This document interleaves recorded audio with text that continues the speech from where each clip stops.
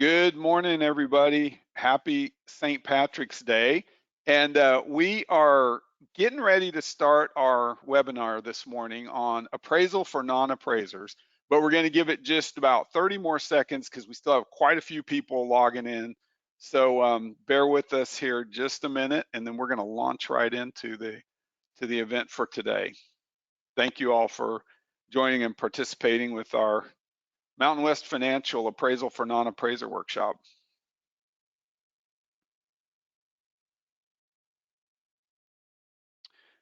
All right, so it's a little after 10 and we do have people logging in. So we're gonna get rolling. We've got a fun hour-packed meeting to talk with you today about, as I said, appraisal for non-appraisers. My name is Ed Adams. I lead the mortgage production channel for Mountain West Financial.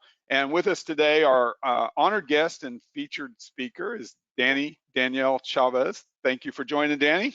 Sure. Good morning. Thank you for having Happy me. St. Patrick's Day. Thank you. You too. You have Where's on your your green? green.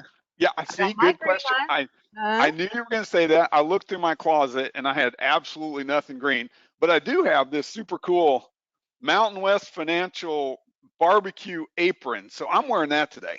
All I'm right. going Looks all in good. for my green Mountain West Financial, you know, You, barbecue. So maybe after the event, I'll have to go barbecue something. I'm thinking your family might hold you to that. Yeah, I think you're right. I think you're right. Hey, again, I want to thank all the realtors that are joining our webinar this morning. And on behalf of your loan officers at Mountain West, we appreciate you. We appreciate the partnership.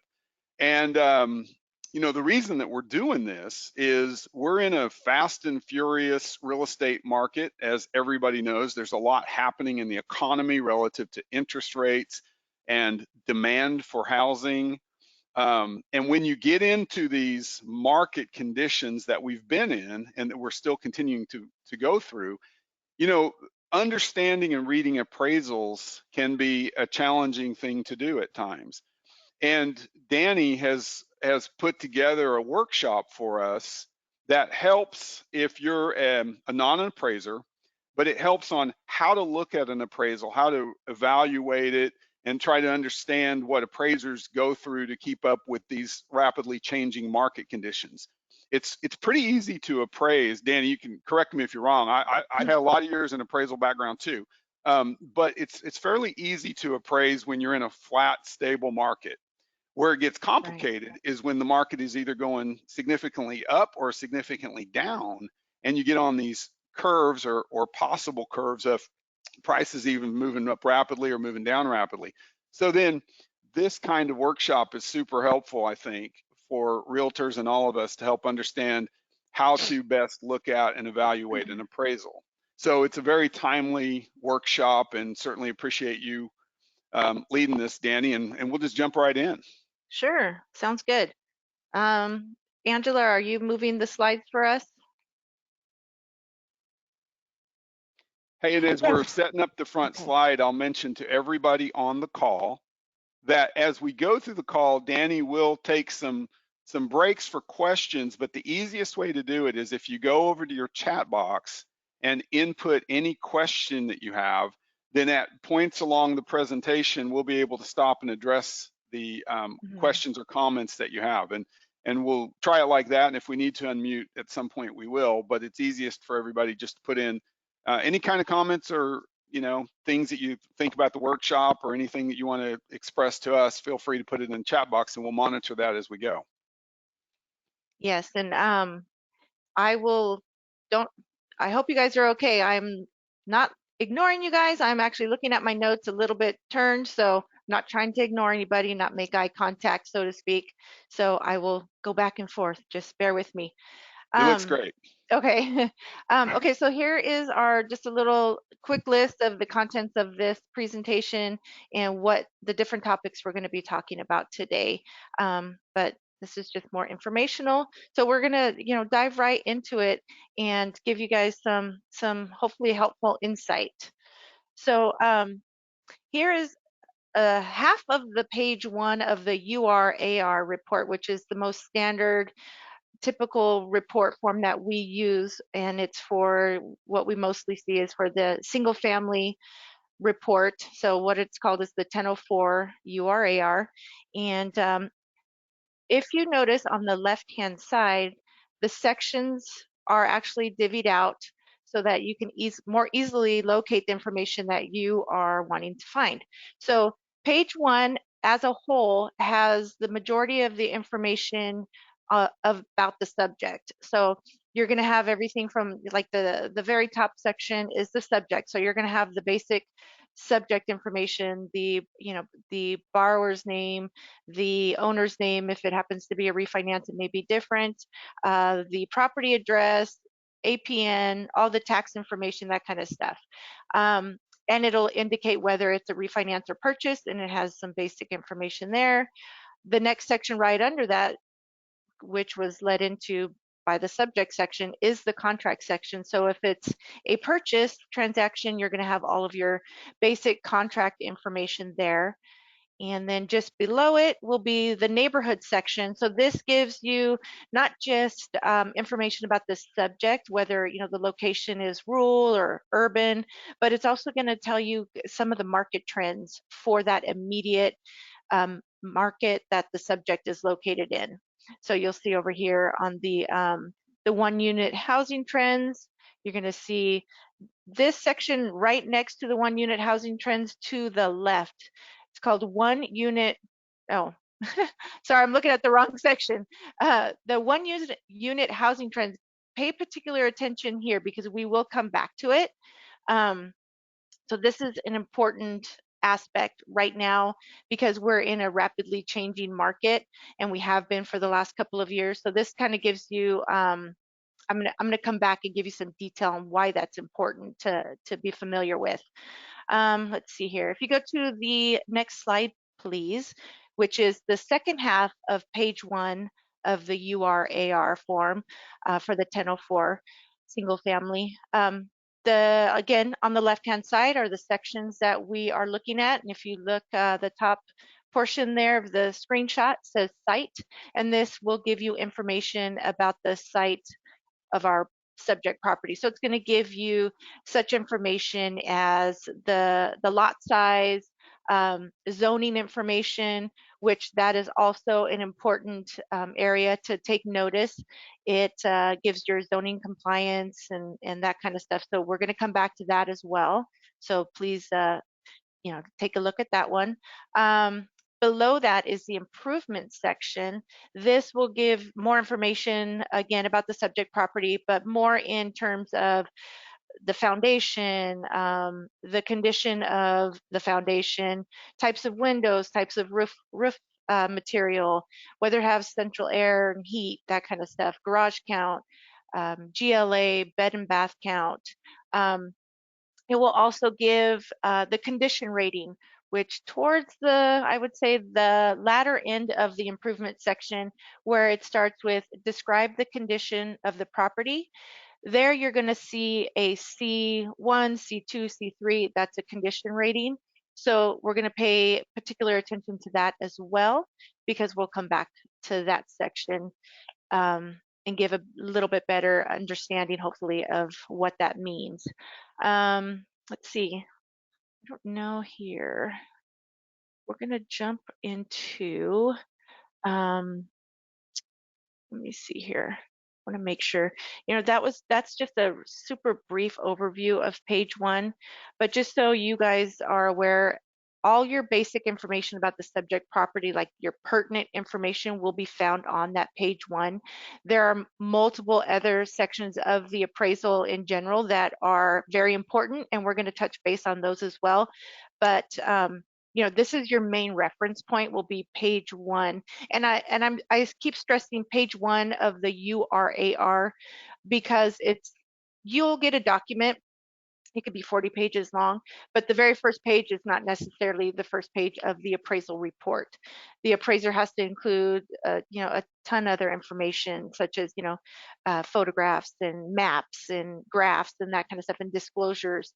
So when I say page one of the URAR, you can actually scroll to the bottom of that page and it'll give you what page you're on. just for the form itself.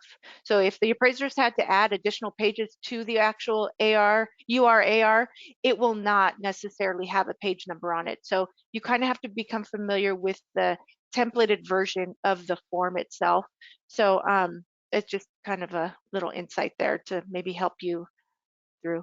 You were going to say something, It's a Ed? great, no, I was just gonna say it's a great overview of the first page, and people often miss, as you pointed out, that on the left-hand side going vertical, the sections where, and Mhm. as you said, that's always a really helpful, just to understand that in the template, so you can jump right to the site or the improvements and read the comments about condition. That's always a great place to go as a Yeah, and reviewer. Yeah. that follows through pretty much through the entire URAR report, because that's Hmm. kind of like its little, like if you look at a Bible, you have tabs, right? So which book you're on. So it's kind of the same concept. So you can find, the information that you're looking for depending on what that particular specific subject is about the property. So it is very helpful. Um, let's see, we're going to go on to, well, if anybody has any questions on the first page, even please feel free to send it through the chat, and Angela can, holler at me and let me know what questions are popping up. Yeah, and I see, and I'll do the same. I'm watching them, so we can move forward, and then we'll Okay. break in for questions. Okay, great. If we go on to the next slide, Angela.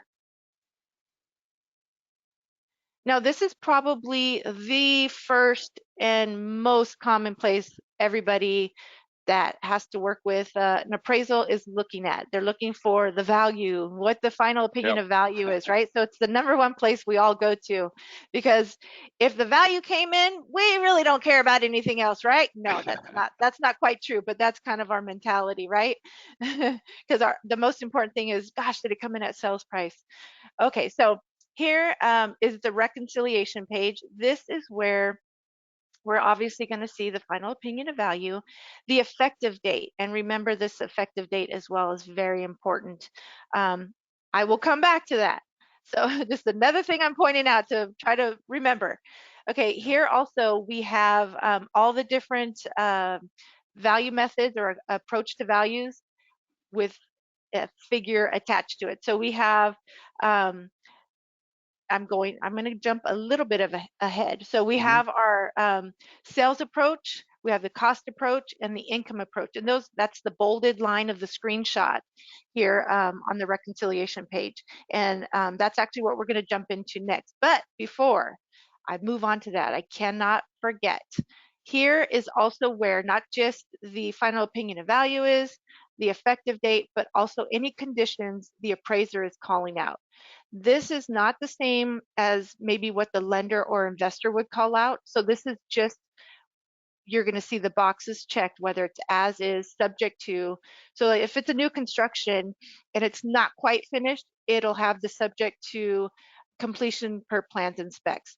Now, if it's the other box, it's going to tell you maybe subject to water heater straps, subject to a heater working, subject to whatever it might be. But this is only pertaining to the appraisal and what the appraiser is calling out. So, if you have a property that might have a few issues going on, and you see the appraisal come back as is, don't take a sigh of relief just yet. Wait for the lender to finish reviewing it first to make sure. Don't think you're totally out of the clear there and you're good, because you might not be. So, okay. We're going to jump right into those cost approaches. So if we can go on to the next slide, please. Okay, so these are the three primary approaches to value. Our most common one, and the one that we see 9 times out of 10 for lending purposes on a standard single family, would be the sales comparison approach. And that's basically the comparison of the subject property to other like properties in the area with similar characteristics. So that's what we see on our grid page. And we're going to go into the grid page as well, but where we see the comps listed and, side by side to the subject. So that is, again, the most common and most easily understood, really, because it's laid out in black and white on a grid. So that's just the most common we're used to. Another one is called the cost approach, and this measures the value as a cost of production. So we might see this more with new construction or even unique properties where comps are really tough to find. So it's kind of like a, which again we're going to get into, the principle of substitution. So it's basically kind of the same concept. The next one, which is most common for small income properties, would be the income approach. And this value is estimated based on the rent and income that the property is anticipated on generating. So not all of these approaches to value are required within one report. They are to be determined by the appraiser which ones are the most appropriate to actually come up with credible assignment results. So like I said, with lending, our most common approach to value is the sales comparison approach. It's because what we do is there's usually a plethora of comps available, so the information is readily available and it's easier to apply for the appraiser. And again, easier for the reader of the report to understand. And Danielle, income Mhm. approach is in this case, of course, 2 to 4 unit buildings, small Yes. apartments up to 4 units, or duplexes and Mhm. triplexes. You can also get an income approach, even if it's a, let's say it's a single family that's being purchased or refied as an investment property. So you may see it at that point. Um, when the appraiser utilizes more than one approach to value, what they'll typically do is take both of those approaches to value, what their result is as far as value is concerned, and hold them both. They'll look at them both and analyze them, which one either it holds more weight, and they will explain it in the reconciliation page where we found our final opinion of value, where all three of those approaches to value what their outcome was. So if we went back to the reconciliation page, we'll see where in bold we showed the sales comparison approach, the cost approach, the income approach. If those are developed within the report, a figure will be there. If it's zero, it didn't apply or there wasn't enough information for them to apply. And within the report, the appraiser will state, whether they used it or not, and which one they felt was stronger as far as which one they used to determine their value. Now, Yep. ultimately they will weigh both and see, it may fall somewhere, the actual final opinion of value may fall in between.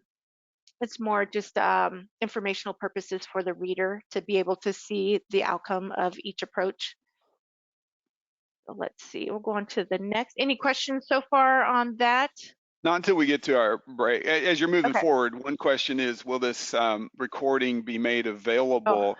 And yes, we will. If you reach out to your loan originator, we will have a way to get a recording to you as necessary. That's no problem.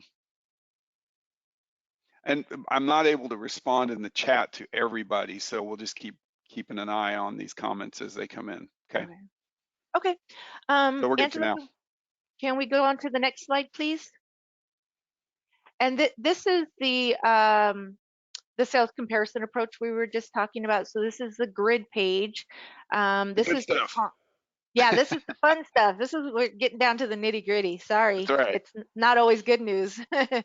Okay, so let's see here. The grid is the sales comparison approach. Let me see here. The format is it's fixed. It's a templated report. So the information on the left-hand side, the very first row, next to our little thumbnail that says sales comparison approach, if you look at it vertically on the left-hand side, all that data, all those characteristics are set. They're part of the report. Typically, we'll see like the bottom two or three. Like in this case, it says additional amenities, and then it also says gross net site size. Those three cells are typically blank, and this is so that the appraiser can add specific items, whether it be maybe we have a property that has an outbuilding or has, just anything. Could have tennis courts. It could have water rights if it's on a lake. Anything that isn't already listed on that grid page or on that, I'm sorry, on that list there that holds significant value or really needs to be identified and brought to the reader's attention. So So like here we'll Well, have the it's I'm sorry. you got, oh, sorry, but I was just going to point that out in case you were getting, like, there's a guest house on comp two, and we'll get down Mhm. to it, but just to point it out, you can already see there's a 756 square foot guest house Mhm. at the bottom on comparable two, There and you that's a go. good example. Yeah, Hmm. exactly. So anything unique or out of the basic of the list here will be added on those lines. And sometimes they'll have to actually combine items and abbreviate. So they, they'll go into it within the report. They should actually give you some type of explanation on what those are, because sometimes it is really difficult to understand what that abbreviation is because some words just aren't meant to be abbreviated, and everybody's concept or idea of what makes sense doesn't always make sense. So you might have like patio slash porch slash gazebo slash ADU, which would be, the accessory dwelling unit. So, I mean, that's a lot of information to put in one spot, but we have seen it where it's just crazy stuff. So, hopefully, within the report, the appraiser's done their part in providing enough commentary so that we can figure out what the heck we're actually seeing on this page. So, again, going over the top portion of this slide where it says features. So those are the features we were just talking about. Next is the subject line. So of course, this is the information about our subject property itself, which is also all the same information that we found on page one, but in a condensed, very concise version so that we can see it easily how it compares to comparable one, comparable two, comparable three, and so on. So on the very first grid page, which is page 2 of the URAR, will be comps 1, 2, 3, and these are considered the strongest, most relevant comparables. Now, if you see for some reason really odd comps on 1, 2, and 3, question it. It rarely happens, but if you see ones that just have crazy adjustments as far as, if you look at the very bottom of this screenshot, you'll see net and gross adjustments. If they're out there and this is not a rule or very unique property, definitely just bring it to the lender's attention because there may have been some kind of glitch or even, the appraiser made an error and swapped out their grid pages and what comps they were using. So 9 times out of 10, comps 1, 2, and 3 will be the closest, most relevant comparables to the subject property. All right, let's go on to the next page or next Hey, slide. Danielle, Yes. before we do that, can we back up to Yeah. that slide for just a minute? Okay. Because are we going to come back to this slide going forward? I I don't didn't think think so. so. What do you want us So to let look me, at?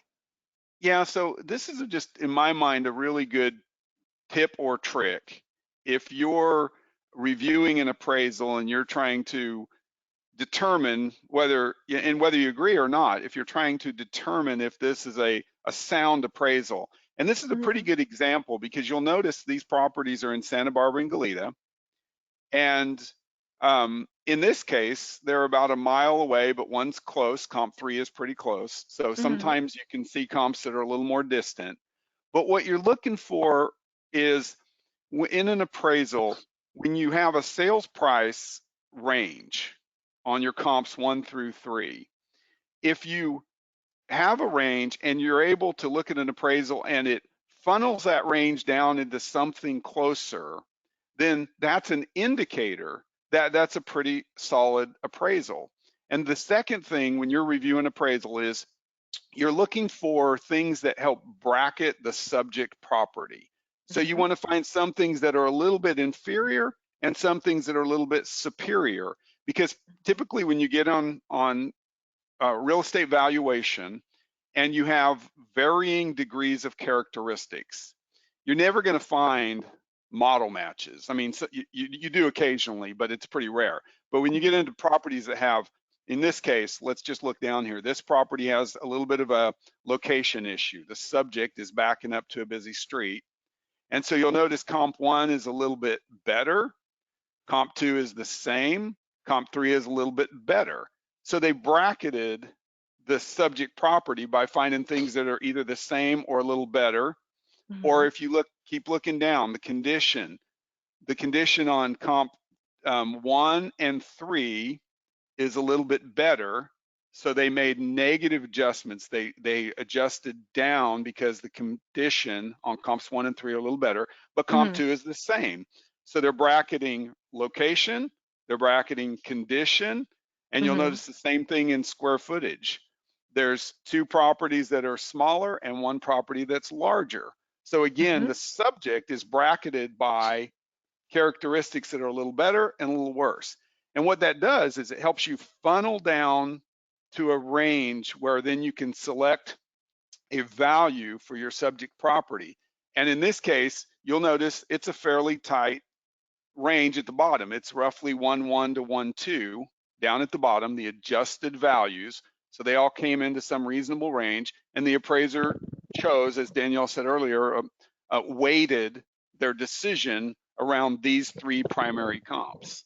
So I just point that out because I find that when you think about bracketing your subject, finding comps Mhm. that are a little better, a little worse, it helps you know as a reader and a realtor and loan originator or reviewer on whether or not that is a properly supported appraisal.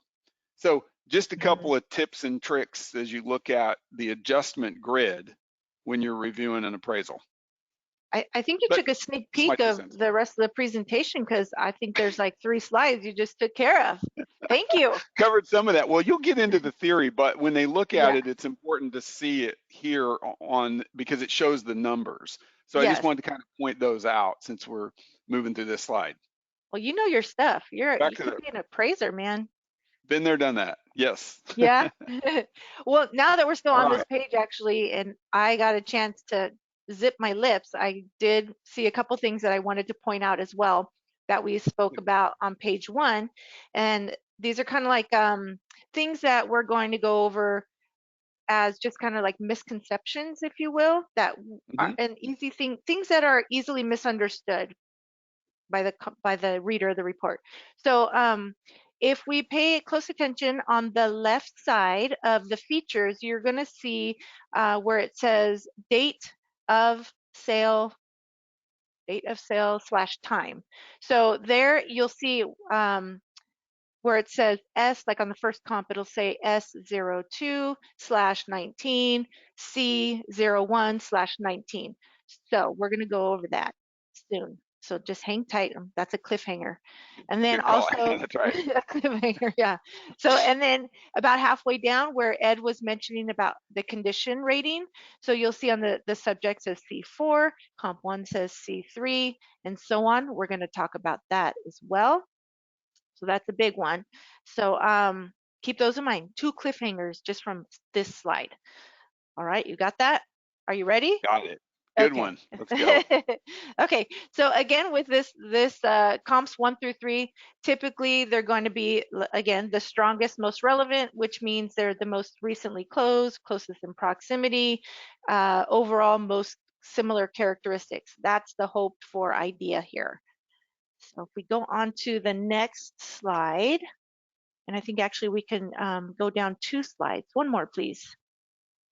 Yes. Okay, so kind of going into some of the stuff that Ed was saying, after those features on the right-hand side, you're going to see the adjustments, which we did. We saw the negative and the positives.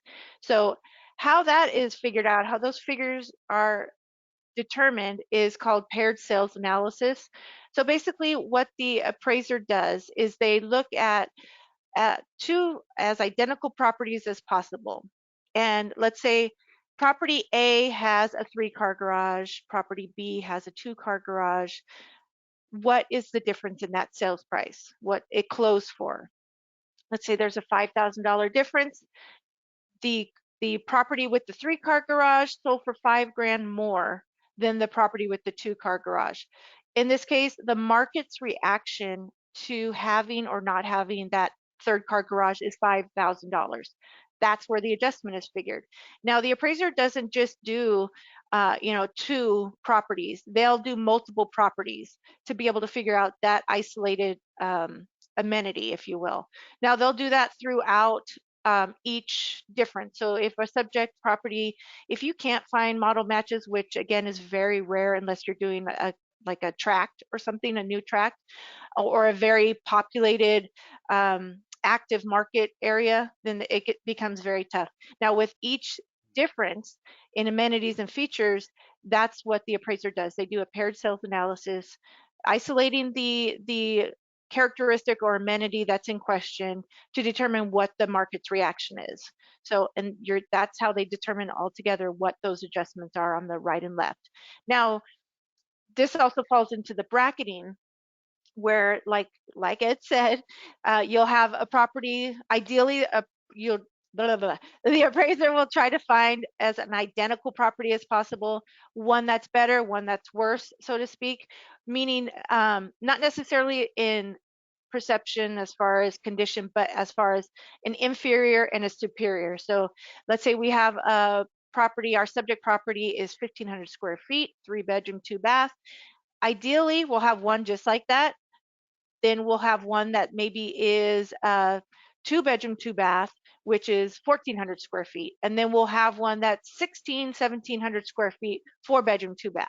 So trying to bracket each aspect of the features of the subject property so that you have an idea, okay, well, this property only sold for 200 grand and it's smaller, doesn't have as good a condition, but yet we have one that's even nicer and a little bigger that's sold for 50 grand more. So if it falls in between, just like he said, the funneling concept, it gives you like, okay, that's realistic. That seems pretty fair. And it just gives you more confidence in the data that you're looking at. So and it makes sense, right? Kind of Yeah, like no, common that's well, sense. but and it works for everything, right, Danielle? It works for Mm-hmm. views. So if you got a property that has a great view and one that doesn't, and it's Mm-hmm. difference price is 50,000, it's a view, it can be location, pretty much any characteristic. Yes, exactly. Um, It's really important to understand. Yeah. And I mean, it makes sense as common sense once you kind of break it down, but when you're first looking at something you're not familiar with, it's can be overwhelming. Hmm. All these figures and all these characteristics, who cares? What does it mean? But then if you break it down a little bit, it makes a lot more sense and it's easier to understand. Well Uh, explained. Yeah. yeah, oh, thank you. Okay, next slide, please.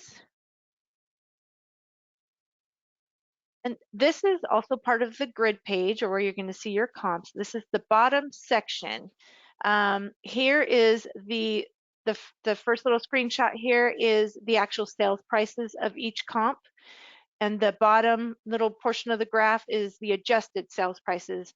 So this is after all the, paired sales analysis and all that good stuff has been applied, all the adjustments have been applied, what the difference comes out to be. In this case, because this is a higher end, more expensive property, it looks, it doesn't look too bad actually considering that these were really high end. So typically what we're going to see here is our final opinion and value. We ideally will fall in between and be somewhere within both of these ranges. So it's important to look at both when you're questioning, value if you're really right in there. Again, you can see here if there's any errors because if you see something like let's say comp one didn't have that one in the very front and it just said 225,000 versus everything else, you know that there's a glitch or a typo somewhere in there. So it's just, kind of I've had that actually happen where we've had, multi-million dollar properties and all of a sudden we have maybe an adjustment on GLA on, square footage with an extra digit in there. And then you see you didn't even notice it because there's so many figures on that grid until you look at the bottom, you're like, what the heck? What is that? So just kind of a little pointer there. But here at the very bottom too, you'll see the net and gross adjustments. The smaller those percentages are, regardless if they're a plus or a minus, positive or negative, the smaller they are, the tighter and closer of a similar comp they are to the subject. Now, these ones have obviously some large gross adjustments. This is primarily because it's a very high-end property. So if you see properties that require a lot of adjustments, properties that are rural, you're probably going to see bigger percentages at the bottom there. So Hmm. don't necessarily let that scare you, but if it's a unique property, don't be surprised to see that. Okay, let's see. Okay, next slide. This is the good stuff. This is the cliffhangers. This is the finale of There you those go. cliffhangers. Right. Okay, so when we were talking about on the grid page where we saw the oh, I didn't even do that one. Whoops. Okay, this is just a sneak peek then, because this one There doesn't you go. really apply to a cliffhanger. Okay, so the first thing, kind of misnomers, if you will, or things that are easily misunderstood. So the first bullet point here is sales price slash gross living area. This is a big one. Okay, we need to be really careful not to assume comps are good or bad based on a price per square foot method of valuation, because in the appraiser does not use that method. It's just not as valid, if you will, for an appraisal standpoint. The appraiser and the appraisal does not just look at a price per square foot. They break it way down. They break it down to room counts, bedroom, bathroom, lot size, all kinds of amenities and characteristics, condition, all that stuff. So when you're looking at a price per square foot, that method only takes into account the GLA, the square footage of the house. So though it is marked or identified on the grid page, it is not necessarily a valid item or figure to look at in determining a sales price, a final opinion of value, or even superior comps. So it is used more by agents, realtors, but it's not a true method evaluation from an appraisal standpoint. So be very careful with that. That's a really good explanation, Danny, because when you think about it, if you have a $1 million property, it could have a $300,000 view in that Mhm. property. So if you just divide the sales price but by the square footage of the house, you've got a Mhm. $300,000 view in there, or it could be backing up to a Right. freeway. So Right. from an appraisal standpoint, you're right, separating out all the characteristics the way you've talked about and then doing the match paired analysis. And Mhm. by the way, you mentioned GLA a couple times, which probably everybody knows that's gross living area. Yeah, I know. That's why I do try to, throw in there square footage, GLA, and it's kind of an interchangeable term. So if anybody didn't know what GLA was, it's just the living area, the gross living area. Yeah. So sorry Hey, about and I that. know you're moving on, but I wanted just to tell Claudia, we'll get to your question here in just a couple of minutes. I do see it in there, but but keep moving on where you were. Didn't want to take Okay. you off track. Okay, All no right. problem. Okay, so the next cliffhanger was the date of sale slash time.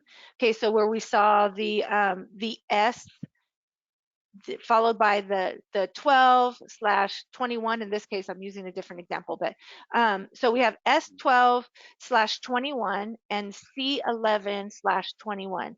Okay, this gets easily confused because we look at it as, contract, sold, closed. The terms get kind of mixed up.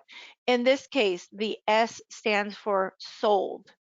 So we have it's sold on 12/21, 2021, I guess I should say, month and year.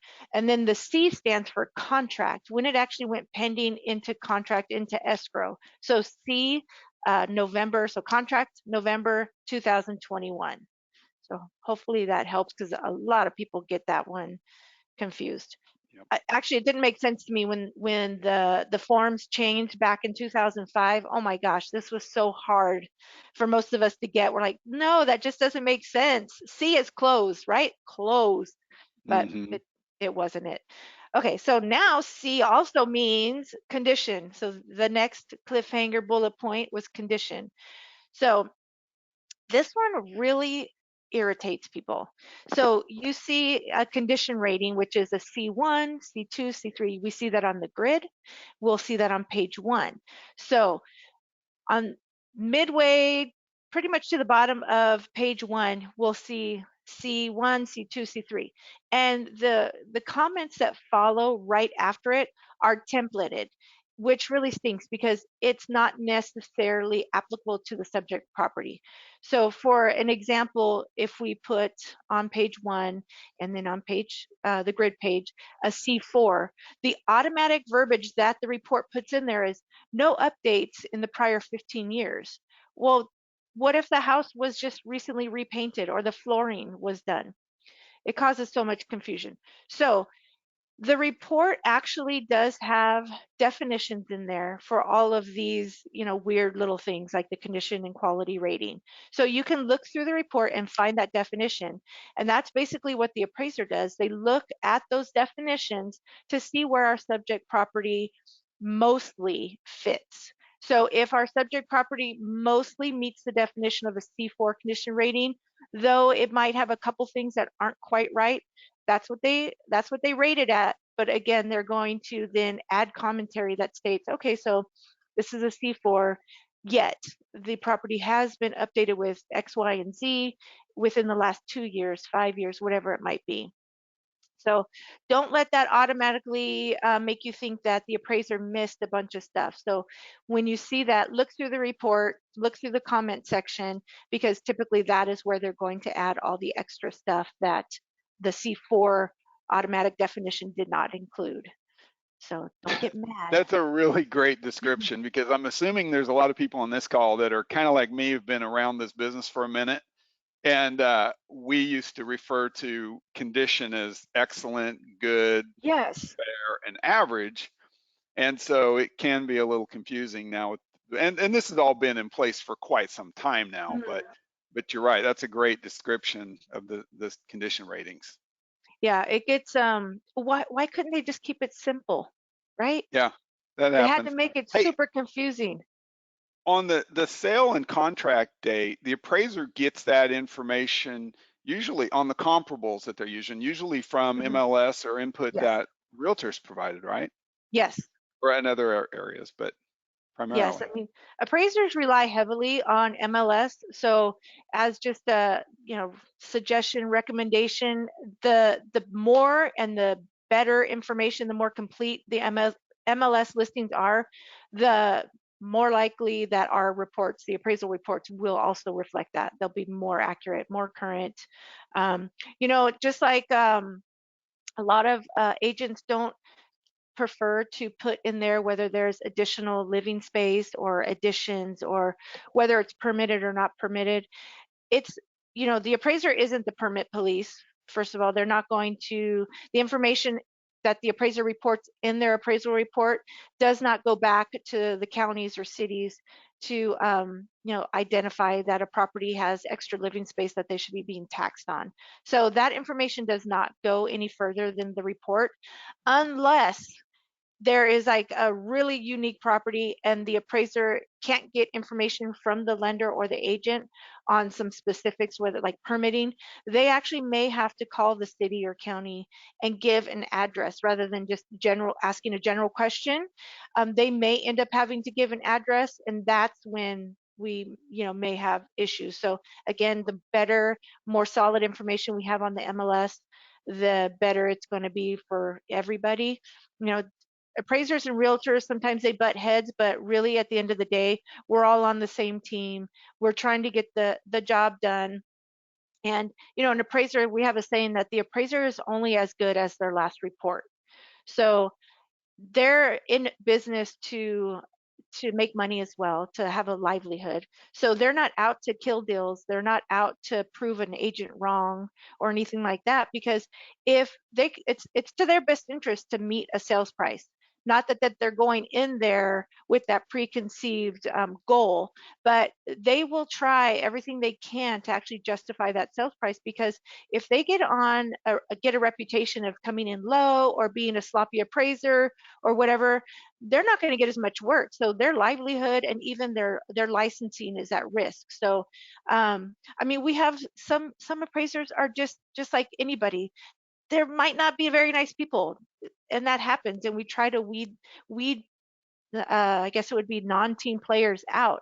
But when I say a team player, it's not having an appraiser in your back pocket either type thing, back in like it was back in the old days. So um, mostly we really try to keep close tabs on our appraisers, and for the most part they are, they may, who cares if they're good people or not, as long as they're doing, they have integrity and quality in their reports. So there's bad apples in every bunch and there's great apples in every bunch. So Right. we, I don't know, sorry, I had to get on my spiel. I had to remind everybody that we're team players, because everybody gets a bad rap once in a while. So Oh, all working in the same direction. That's right. yes, yes, we want work, we want loans to go through, because all of us depend on it. Yep. So all right, now we're going to go into the next slide, and this is more, next one please, Hey, or unless we have question, questions. just real quick. Claudia had asked a question about having a pool. So comp 2 had a pool on Okay. our sales comparison grid. How do we compare uh, with the subject property that doesn't have a pool? And kind of same thing along the match pair analysis line, Mhm. but pools are a very common question that people have in Yes. terms of how to come up with those adjustments. Yeah, and it is the same. You do a paired sales analysis, you find one property, and they could be totally, not similar to the subject, but to be able to isolate a characteristic such as a pool, you take two or more identical properties with the difference of one with a pool, one without. And what was that sales price difference? What did it actually close for? So whatever the difference is what the market's reaction is to that amenity, which then converts into that adjustment figure. Yeah. Hopefully that answers that. Now, keep in Good. mind, now in a changing market, let's say our market is going down, which, many of us probably already experienced the, 2008 downfall. In that time period, pools had a negative market reaction because people were struggling to even make their house payment, let alone the maintenance of a pool. So I had so many out in the desert area that a pool was now a detriment. So I actually, for the first time ever, had negative adjustments for pools. So keep that in mind, that anything is possible in this crazy market or in this Yeah. industry. So it happens. Is there Yep. any other questions on that one? No, so far I know we're good. Okay, next slide, please. Okay, so what makes a good comp? So kind of very similar to the paired sales analysis, we have the principle of substitution. And this is where uh, this is kind of like their definition, if you will. The principle of substitution states that a buyer will pay no more for a property than the cost of an equally desirable alternative property. So it's kind of the same thing. Let's say, going back to a 1,500 square foot, 3-bedroom, 2-bath with a pool and a 3-car garage. So we have two properties basically the same for all intents purposes. They're exactly the same, but one is selling for 400 grand and the other one's selling for 405. Which one would you pick? Automatically, you're going to pick the 400,000 because you're getting, you know, what you figure kind of is either a better deal or more for your money, right? So you're not overpaying. So that's the principle of substitution. And this kind of goes hand in hand with the paired sales analysis, because you look at the two identical properties, you try to determine what's different and what that market reaction is. So it's the same kind of on the flip side. Does that make sense? Yeah, perfect Oh, sense. okay, cool. Okay, so then what also makes a good comp is we're all familiar with Fannie Mae and what their requirements are. No more than 20% difference in GLA square footage, located within a mile proximity of the subject, and closing within, actually Fannie actually just says 12 months. Now a lender requirement or guideline, I guess it would be better, is 90 days. That would be the best. To have all comps within 90 days is great, because it's much more current, especially in a rapidly moving market. So ideally though, maybe I won't jump ahead. I'm getting carried away. So okay, we're also gonna a good comp is also making sure it has similar physical and legal characteristics, meaning the zoning is the same. We're not comparing, single family residences to condos, even though maybe they are identified within their legals as a single family in a PUD type thing. So if our subject is a PUD, located in a PUD, our comps need to also be located in a PUD. So they need to be like for like in as many aspects as possible, but that's like a no negotiations. It has to be the same type of property Yep. legally. Let's see here. Lost my mouse. There we go. Okay, so we're going to go back into the bracketing thing a little bit too. So that's what also makes a good comp. You can go on to the next slide. I'm sorry. What we already talked about a little bit is the bracketing. So again, what makes a good comp? We talked about it. So Fannie Mae also does give us some guidelines on that. So the 20% GLA, so your comps, whether it be a smaller one and a larger one, as far as the GLA would be concerned, you wouldn't want to go outside the 20% difference in that that category. I'm talking too fast. That coffee really worked, Angela. Right. So in that characteristic, you don't want to go outside that 20%.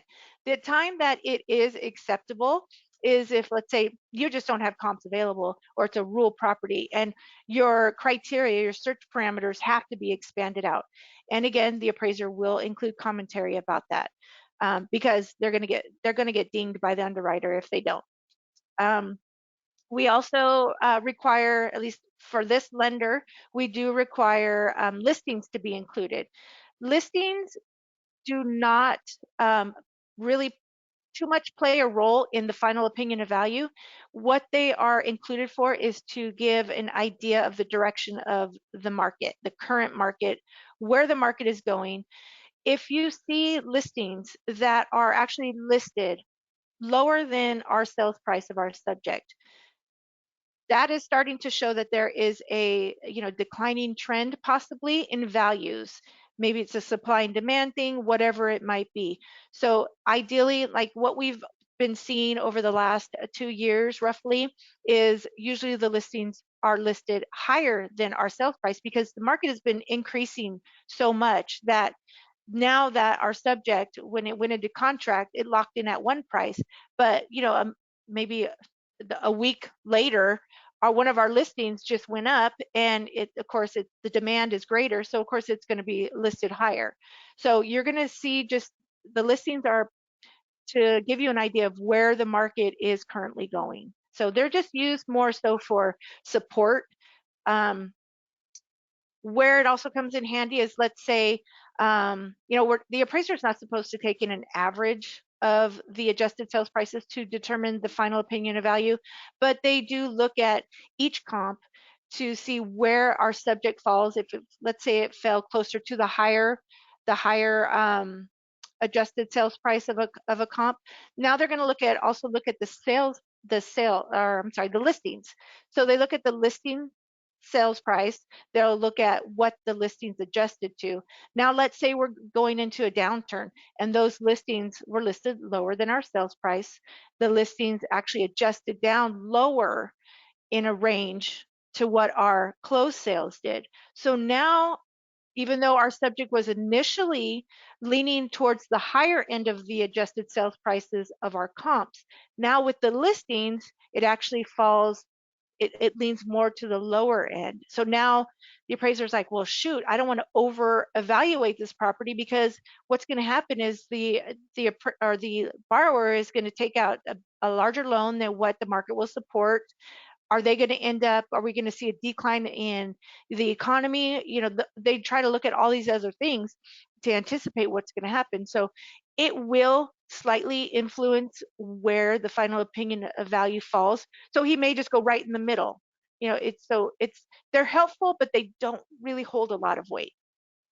No, it's great commentary, but because especially as you said, in the last 2 years, appraisers and everybody understand that buyers have had to pay over list price. Properties are Mm-hmm. staying on the market, maybe a day. We've Mm-hmm. seen offers come in with no appraisal contingencies and no requirements of any kind. So it's been a Mm-hmm. fast and frenzied market for sure. But so appraisers use those listings days on market. Everybody knows, they're Mm-hmm. going this quick. But to your point, years ago now, it's been quite a few years ago, but properties were sitting on the market for a long time. There was a flood of inventory, and Mhm. that's how they determined how those trends work. So it's it's a slippery slope because Mhm. everybody wants to point to listings as the next indicator of value, even though it's moving that fast. Mhm. But appraisers still have to rely on closed sales for their Yeah. primary foundation of valuation. Yeah, it's great when we actually have listings that are pending. So if we can use, because a listing is an active or a pending, and ideally, best case scenario, an appraiser likes to have the pending because it's an agreed upon, sales price. So the negotiations we're assuming have already been, handled and all that stuff. So it holds a little bit more weight than just an active. So because the active is still just a hoped for price, or they're Yeah, hoping that they're going to great get point. that sales price. So this leads us into time adjustments. So if you go to the next slide, And we're working on kind of keeping to our time frame, but we'll probably run a couple minutes over. But I'm we're trying good. to go Let's fast, but keep. we have a lot of No, information in there's a here. lot of good stuff. Yeah.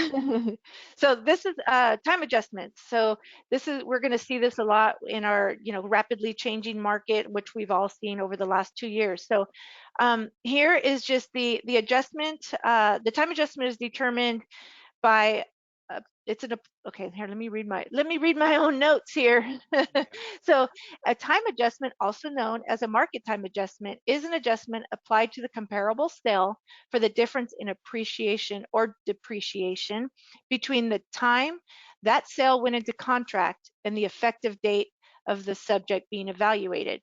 So when we look at our effective date on that page 1, where the final opinion of value, or page 2, I'm sorry, page 2 of the URAR, where the final opinion of value was given, we have our effective date. So you look at a comp when they went into contract. So our C, we're looking for our C date. So that month to the difference between that month and our effective date is the months you calculate. So then you would figure it out by that. You divide it in and do all that good stuff. Divide it into the difference in the sales prices, you get your adjustment figure. So you apply it there. So when you see on page 1, so if we go to the next slide, which was an area that we pointed out on page 1, the 1-unit housing trends, where it shows property values increasing, stable, or declining. If you see the box checked stable, most of the time you're not going to see a time adjustment. It's very rare unless it's maybe a very dated comp. In most cases, if you see either increasing or declining box checked, you will see a time adjustment in the positive or the negative. And again, it's not set in stone. It might be a very mild or just the beginning stages of an increasing or declining market. So you might not see time adjustments, but this is a very good indicator. If you see these boxes checked, the corresponding, reactive will be on the grid page. And again, on the second grid down here that you see at the bottom of this slide is where you would see your time adjustment. So the very final last line here, it says data sale / time. You see your sold date and your close date, and that's where you'll see your adjustment for the time difference. Is that good? Move on Yeah, to the that next one. makes perfect sense. Yep. Okay, I'm trying to hustle here. Okay, so yes, right there with that cute little tiny house. So this is for complex and non-conforming properties. Um, This doesn't mean that a loan can't go through if we have a complex or non-conforming property. It just means that it's different than the things that are immediately around it. So we do have lender and investor guidelines that we have to follow, but for the report process, it can still be appraised. It may not end up working, but we can still appraise it.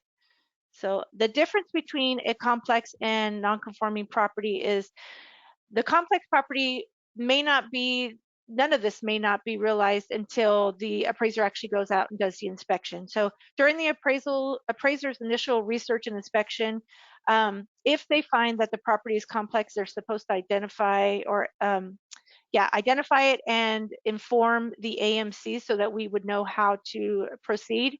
Now, if it's non-conforming, this kind of gets into a little bit a bigger can of worms here. When a property has been identified as non-conforming, many times a rebuild letter may be required. Now, if by chance the realtor already has this in place, that's awesome. Include it to the lender so the lender can include it in their order to the appraiser. The appraiser may have a good rapport with the city or the county that the property resides in, and they may be able to just call and get a verbal, and that may be sufficient, saying that even though the property is no longer, you know, conforming to what's around it, it would still be, they would still allow it to be rebuilt to its current condition and status if it were destroyed or damaged. So, however, if the appraiser is unable to determine that and get verification themselves, they will make it a subject to item for the lender to obtain, which is the right way to go. So, so in this case, like where the picture here, the house, it is no longer conforming because now everything around it is much bigger. So it's just, kind of, where you hear the term oddball. So if it's an oddball property, it's surrounded by something very different. It's kind of like having a tract of homes that was built in the 1950s, and let's say one of them burnt down, and somebody came and rebuilt a house in 2010, and it's got all the 2010 amenities and quality material and all that stuff. So it's no longer conforming, but it can still be appraised. A loan can still be done. It just maybe takes a few more extra steps on all of our parts. Mhm. So let's see here. I'm trying to race through. So if you guys have questions, please, No, we're send them keeping an our way. eye. Yeah, no, Okay. we're good. Okay. Yeah, we're getting there. Okay. Okay. Very common. It's been in place for a long time. Can you go down to the next slide, Angela, about help avoid re-inspections and delays? One more. Right here. Okay, these are super common things. Water heater in California, we need to make sure they're double strapped properly.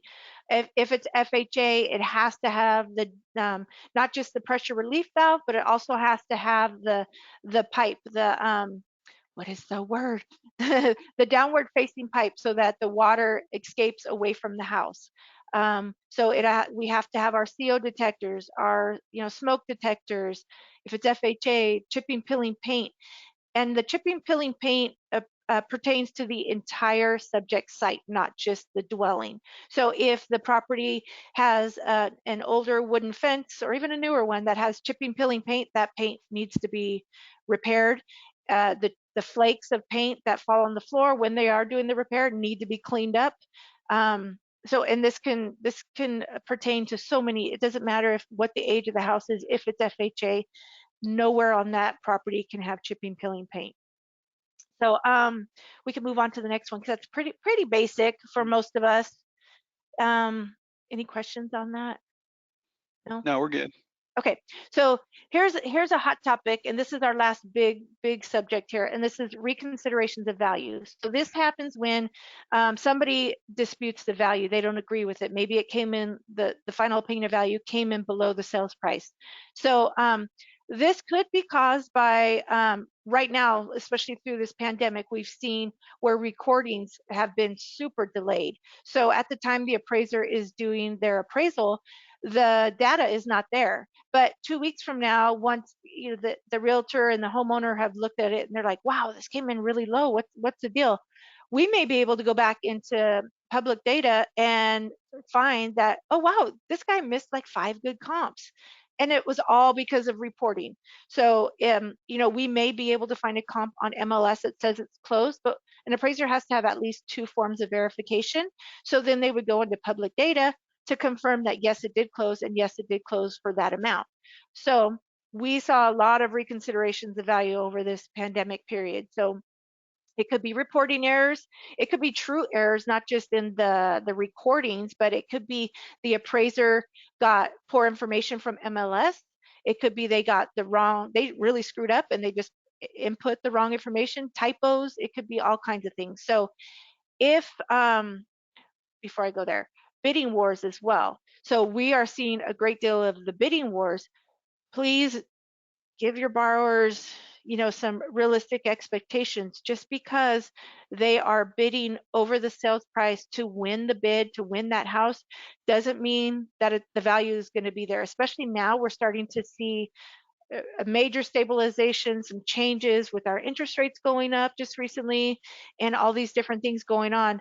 Um, Supporting the sales price, especially a higher one, is becoming more and more difficult.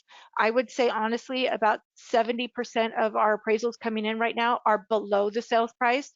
So we are definitely seeing a change in the trends. So, unfortunately, we are going to continue to see, a little bit of the bidding war thing going on, and just prepare your borrowers that, maybe do an appraisal contingency, do something, because they don't want to get stuck with this extra $25,000 that they are going to be required to come up with to stay in that deal.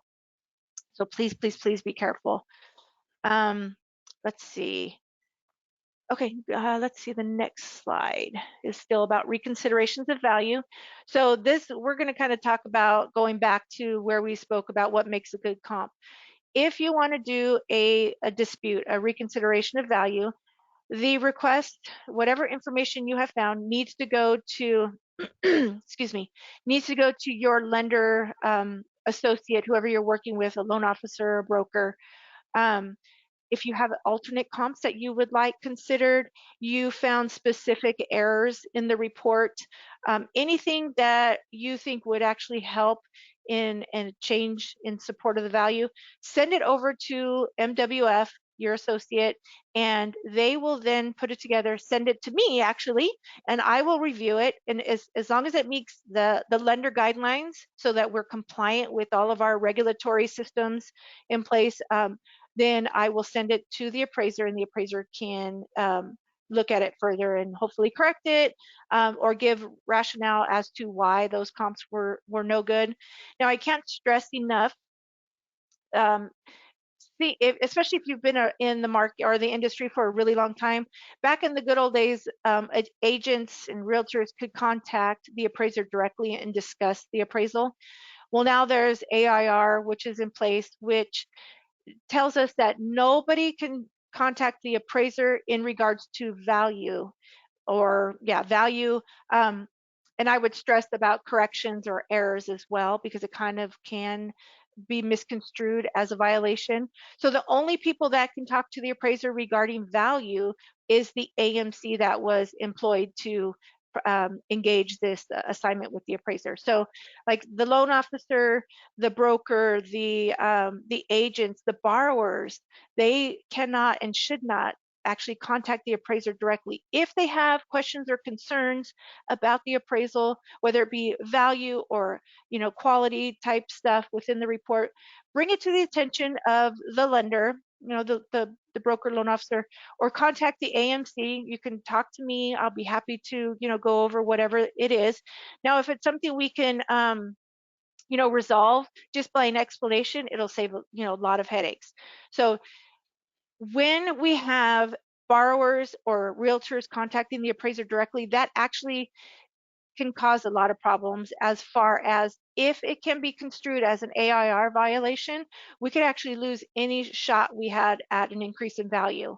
We could also actually, can impact the appraisal, I'm sorry, not just the appraisal, but the loan process itself. So if there's any types of violations, the loan could actually end up being canceled. The appraiser can be fined, the lender can be fined, the agents can be fined, and ultimately, if the appraiser communicates with anybody about value, and stuff hits the fan, so to speak, the appraiser can actually lose their license. So they're not trying to be rude to anybody, but they're just trying to follow the protocols that are in place. So try not to get too mad at them when they reject your calls.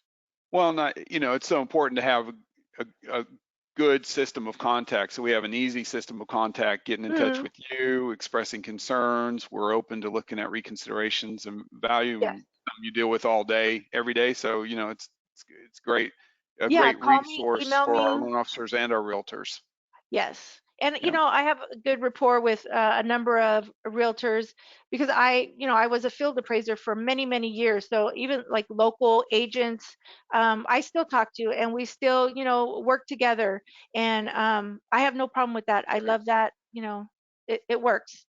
Yep. Um, so again, any concerns, you send it to your MWF associate, and they will send it on to me, and we'll go from there.